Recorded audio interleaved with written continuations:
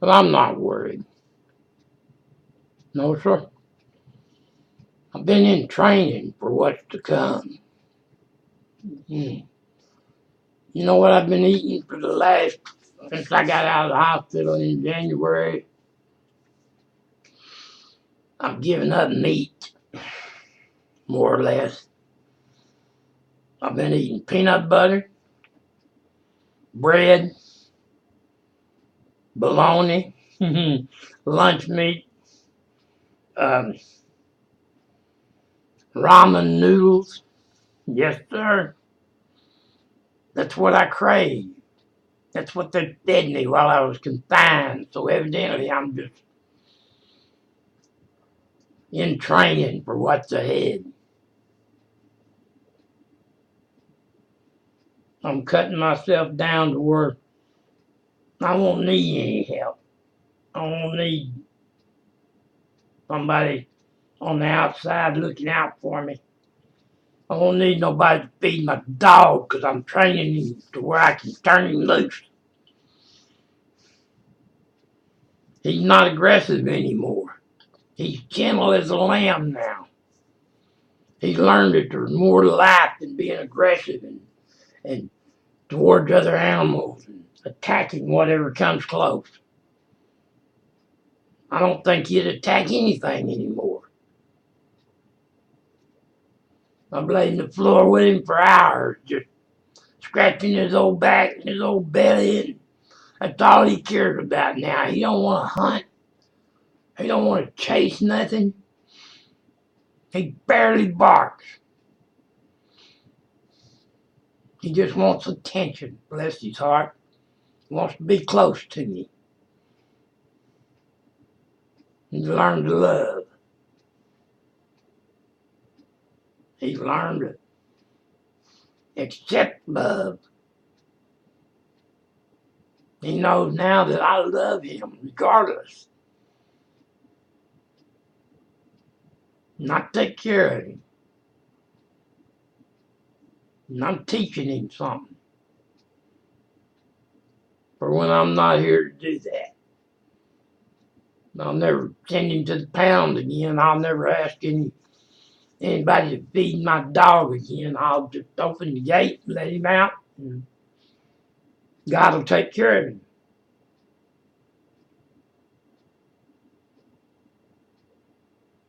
Because whenever we both wind up in heaven, we'll be together. He'll be there with me, just like Coco and Ginger and Buddy will be. And my children will be there.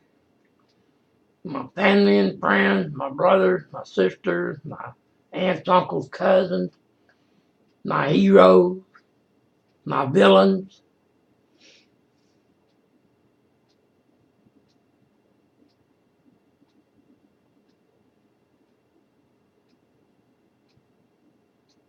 People who've loved me and people who've hated me in this life. They'll all be there. And it'll all be so different in heaven. You don't regret. You don't have sorrow. You don't have pain. You don't feel like we feel. You're not tactile. Everything is energy, ever changing.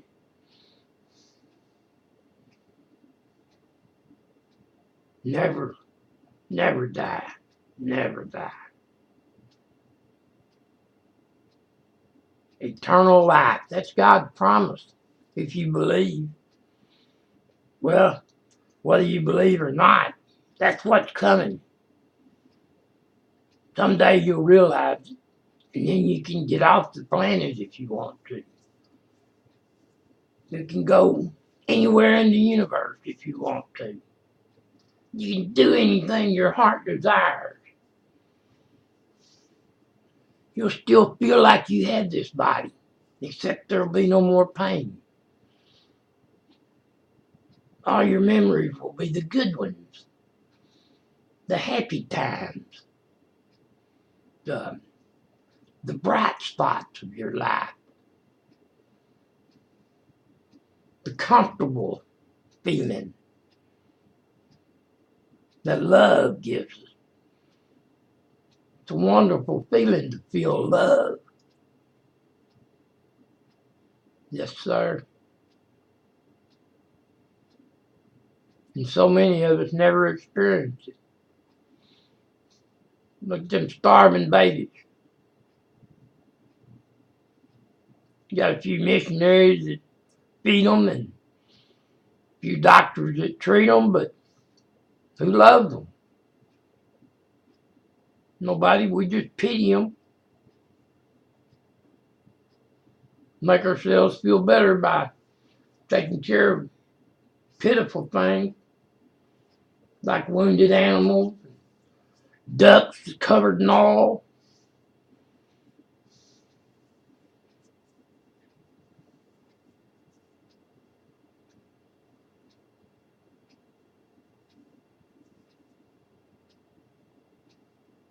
Wolves in Yellowstone,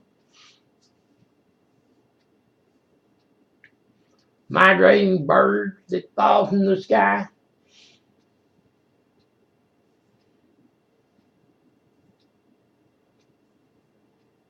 People that get caught up in their own evil plans.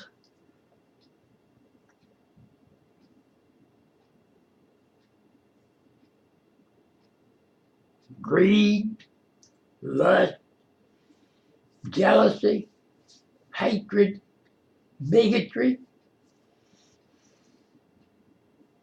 Is that what's going on?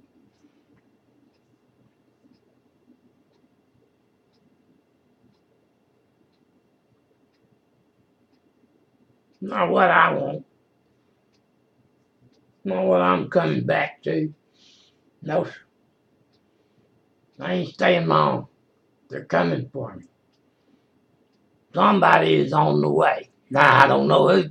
I don't know if it's Bill Decker.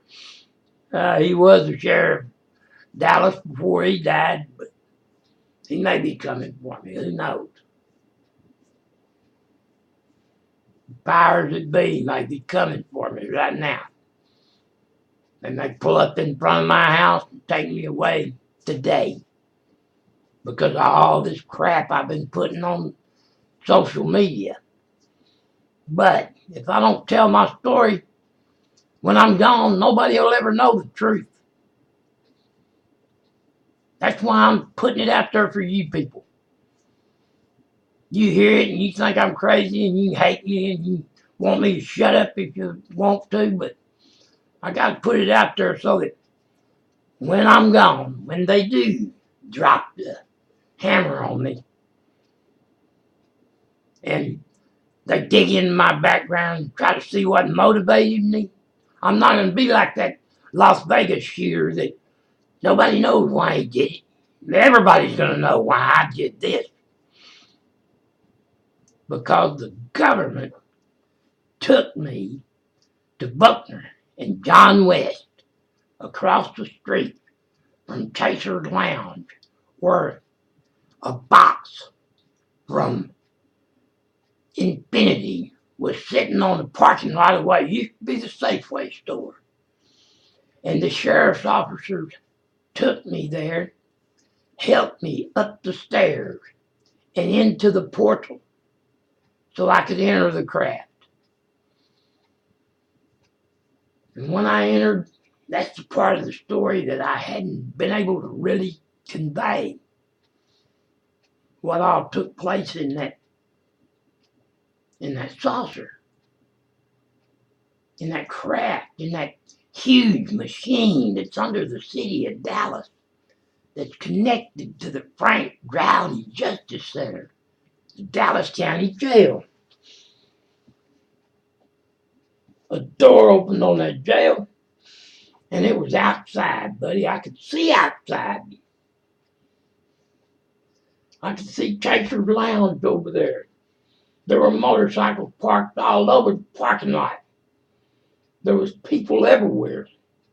There was a huge stage, and the band was playing, and all my brothers were on that stage, getting ready, warmed up. and they rolled me out in my mind. And there was a huge jumbotron, just like the football game, buddy. It was a huge screen. And you could see them roll me out. I was strapped to a dolly. I had on camos and a bulletproof vest. And I was rolled out onto the stage. And I was introduced as Willie's long lost brother. Returned home. And the party was for me. But I never got to attend. I was in that cell, in that UFO, that isolation chamber. And for a while, I was the only one in there. Me and one guard. He was from either Pakistan or Arabia or somewhere over there. He was a Middle Eastern fella. And he didn't speak good English. And I asked him for a cup of coffee. And he said, coffee? Coffee? Like he didn't understand. I said, yeah, I'd love to have a cup of coffee and a donut, cigarette, donut, something, cup of coffee. Well, he didn't get me no cup of coffee. What he did was torture me by coming by my cell every hour or so and telling me, donut? You want a donut? Like he didn't understand what a donut was. And I told him, yeah, man, it's a little round cake with a hole in it. Donut, donut, don't you understand? And evidently he didn't, because he'd just come by every once in a while. Donut? I wanted to kill that man so bad. And when I finally escaped that cell,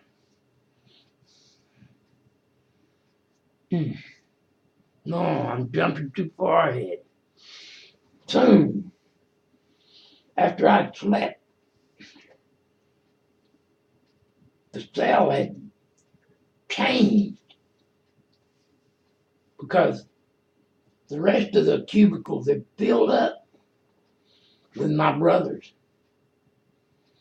with other prisoners, with people I knew and remembered, people I'd just met in jail. It was full of them. None of them could understand. None of them.